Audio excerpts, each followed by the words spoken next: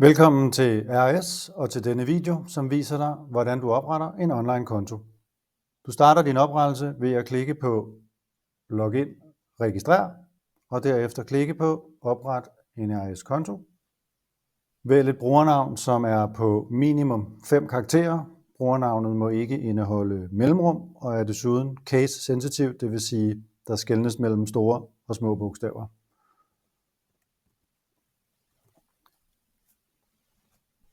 Skriv din ønskede adgangskode.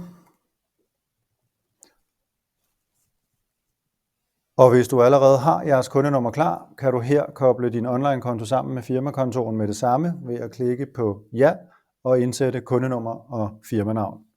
Kundenummeret kan du f.eks. finde på en tidligere faktura, eller eventuelt få det oplyst i jeres indkøbsafdeling eller bogholderi. Har du ikke jeres kundenummer klar, kan du stadigvæk fortsætte med oprettelsen og blot angive kundenummeret efterfølgende. I så fald lader du blot valgmuligheden stå på nej, men i dette tilfælde fortsætter vi med kundenummer og firmanavn. Det er vigtigt, at du angiver firmanavnet præcis som det er oprettet i vores database, inklusiv store og små bogstaver, de rigtige steder, hvilket du f.eks. vil kunne se på en tidligere ordrebekræftelse eller faktura. Angiv dine kontaktoplysninger.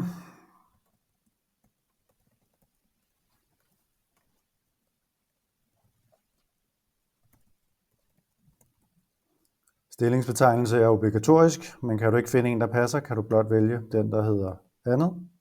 Vælg om du ønsker at modtage nyheder fra os, det er valgfrit, og slut med at godkende betingelserne ved at sætte hak her, og derefter tryk på registrer dig. I det her tilfælde har jeg valgt en mailadresse, der allerede eksisterer i vores system. Det får man stadigvæk lov at fortsætte med, blot man lige godkender, at det er man indforstået med, at mailadressen allerede er i brug. Så sæt hak her, og tryk på registrer dig endnu en gang. Og nu vil du kunne se, at der står velkommen og dit navn, og at du er logget ind. Oprettede du din konto uden at angive kundenummer, kan du efterfølgende blot gå i Mit RS og klikke på Link til RS-konto.